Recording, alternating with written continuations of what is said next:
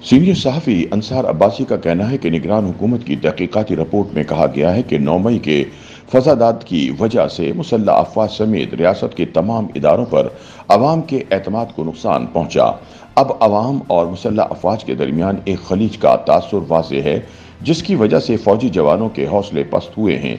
एक ऐसे मौके पर जब मुसल्लह अफवाज दहशत गर्दी के खिलाफ मुसलसल जंग में मसरूफ़ हैं, बाहमी एतमाद का टूटना साजगार नहीं।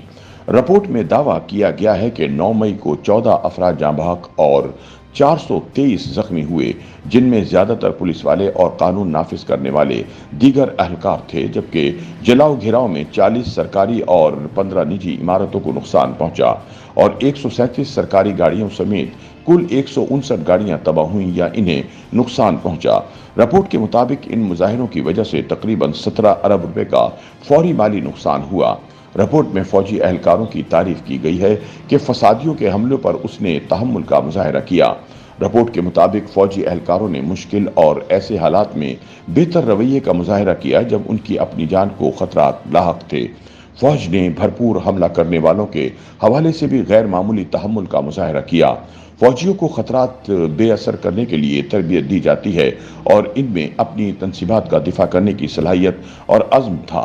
फिर भी उन्होंने शहरियों की जानो माल की फिक्र की वजह से तहम्मुल का मुजाहरा किया। रिपोर्ट के मुताबिक फौजी क़यादत की तरफ से जिस तहम्मुल का मुजाहरा किया गया, इससे कई जानें बच गईं और तशद्दुद को बढ़ने से रोका जा सका। तहम्मुल का मुजाहरा ना किया जाता तो इंसानी जानों का गैर मामूली नुकसान होता, जो मुश्किल सूरत हाल को बदतर बना देता। ये कमेटी फौजियों और अफसरान की तहम्मुल के लिए तारीफ का इजहार करती है। रिपोर्ट में कानून नाफिज करने वाले सिविलियन इदारों के हवाले से कहा गया कि उन्होंने भी दुरुस्त रवैये का इजहार किया और उस वक्त इस रवैये की अशद जरूरत थी। ताहम सूबाई हुकूमतों की जानिब से मौसर राबताकारी की अदम मौजूदगी बाइस तशवीश है। रिपोर्ट के मुताबिक तशद्दुद दोपहर के वक्त शुरू हुआ और कई घंटों तक बिला रोक टोक इसलिए जारी रहा कि सूबाई हुकूमतें अमन व अमान की बहाली के लिए बर वक्त फैसले नहीं कर पाईं। मसलन लाहौर में एहतजाज सपहर 3 बजे शुरू हुआ, जिन्ना हाउस को शाम 6 बजे जलाया गया और इस दौरान हुकूमत ने वो तमाम इकदामात नहीं किए जो अमन व अमान की बहाली के लिए मुतवक्को थे। इसके बाद अस्करी बैंक का टावर 5 घंटे बाद रात 11 बजे जला दिया गया। रिपोर्ट के मुताबिक फसादात ने कौमी सलामती को 3 बुनियादी तरीकों से नुकसान पहुंचाया। सबसे पहले गैर यकीनी वक्त में अवाम को रियासत और इसके इदारों पर भरोसा होता है, लेकिन इसके बरक्स फसादात की वजह से मुसल्लह अफवाज समेत रियासत के तमाम इदारों पर अवाम का एतमाद खत्म हो गया।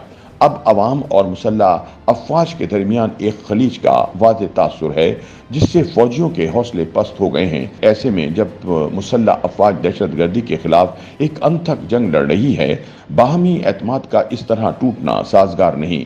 दूसरा, फसादात ने एक खतरनाक नज़ीर कायम की, जिसके तहत सियासतदानों या समाज दुश्मन अनासिर खुद को सियासी नताइज के हुसूल के लिए अदलिया और मुसल्लह अफवाज जैसे रियासती इदारों पर हमला करने का हकदार समझ सकते हैं।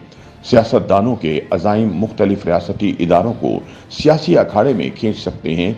ऐसे वाक़यात के नतीजे में दुश्मन अनासिर और दुश्मन रियासतों को फ़ायदा पहुँचने का कवी इम्कान है।